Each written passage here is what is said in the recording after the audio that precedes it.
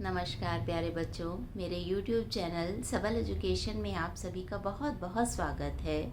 आज की कक्षा में हम कक्षा 12 हिंदी ऐच्छिक की पाठ्यपुस्तक अंतरा भाग 2 के गद्य खंड पर आधारित संवदिया कहानी जिसके लेखक फणीश्वर नाथ रेणु जी हैं, उस पर आधारित MCQs या बहुविकल्पीय प्रश्नोत्तरों पर विचार करने जा रहे हैं।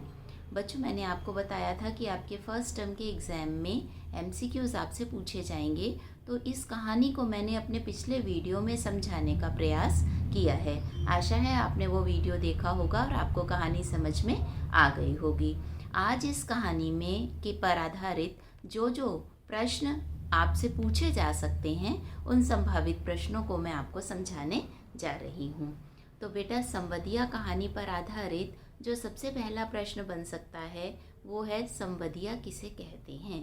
यहाँ आपको 4 ऑप्शन मिलेंगे: मालवाहक को, डाकवाहक को, संदेशवाहक को या कार्यवाहक को।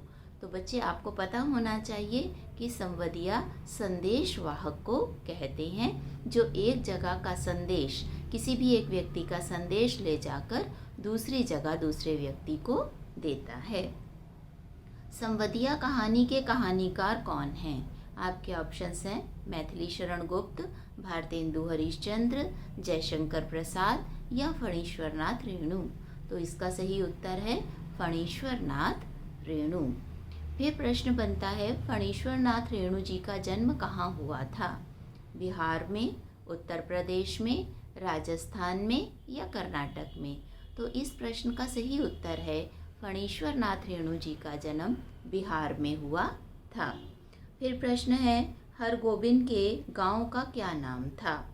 जलालगढ़, जलालाबाद, कटिहार या नूरनगर? तो हरगोबिंद के गांव का नाम था जलालगढ़। कहानी में संवदिया का क्या नाम है? दीनदयाल, राम प्रसाद, हरदयाल या हरगोबिंद? तो संवदिया का क्या नाम है बच्चों? हरगोबिंद। इस तरह के प्रश्न जो पाठ के बेसिक नॉलेज पर आधारित हैं, वो आपसे पूछे जा सकते हैं, आपकी नॉलेज को चेक करने के लिए कि आपने पाठ को सही से पढ़ा है, समझा है या नहीं समझा है। उसके बाद प्रश्न बनता है, संवदिया को किसने बुलाया था? बड़े भैया ने, बड़ी बहू ने, मोदियायन ने या छोटी बहू ने? तो किसने बुलाया था उसे बड़ी बहू ने बुलाया था। संवाद कहते कहते बड़ी बहू की किसकी आंखें छलछला आईं? अब यहाँ आपसे ऑप्शन दिए जाएंगे: संवदिया की आंखें छलछला आईं, मोदियाइन की आंखें छलछला आईं, बड़ी भैया की आंखें छलछला आईं या बड़ी बहू की आंखें छलछला आईं? तो संवाद कहते हुए बड़ी बहू की आंखें छलछला आईं। छलछला आईं मतलब आंसुओं से भर गईं। रोते हुए बड़ी बहू ने संवाद कहाँ ले जाने के लिए हरगोबिंद से कहा? अपने ससुराल में, शहर में अपने देवर के पास, अपनी बहन के पास या अपने मायके? तो बड़ी बहू ने क्या कहा था? मेरा संदेश लेके कहाँ जाना? मेरे मायके जाना। अब मोदियाइन कौन थी?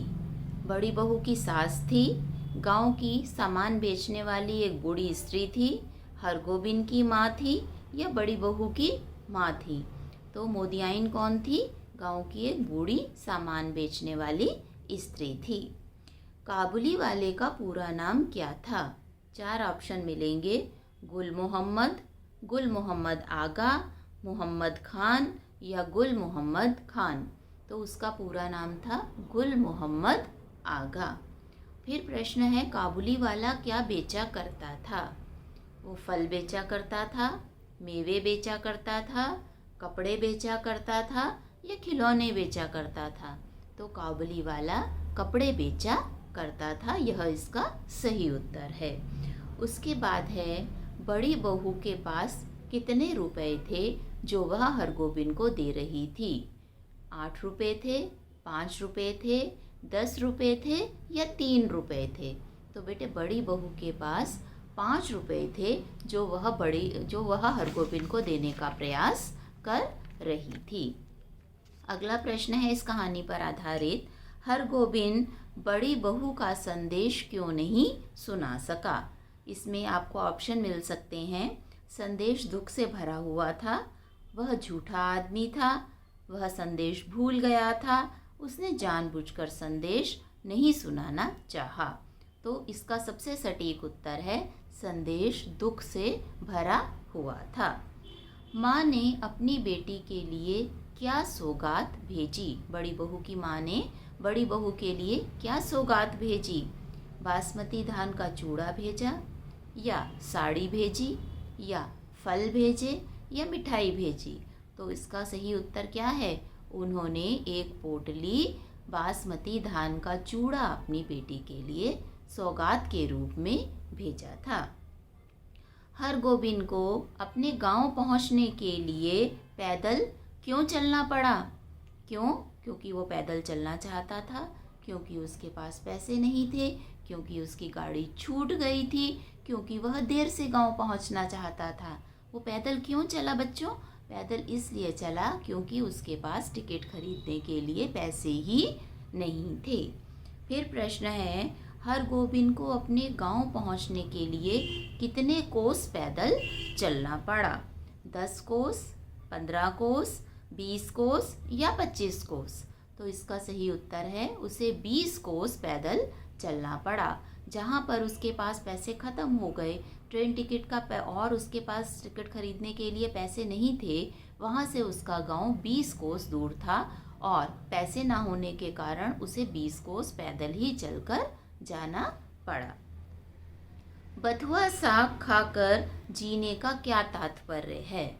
इसके 4 ऑप्शंस होंगे। सुखपूर्वक जीना, दुखपूर्वक जीना, अभावग्रस्त जीना या मनोरंजक जीवन।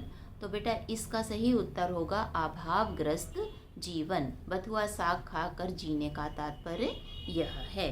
अगला प्रश्न है, हरगोविंद ने वापिस लौटकर क्या संकल्प किया?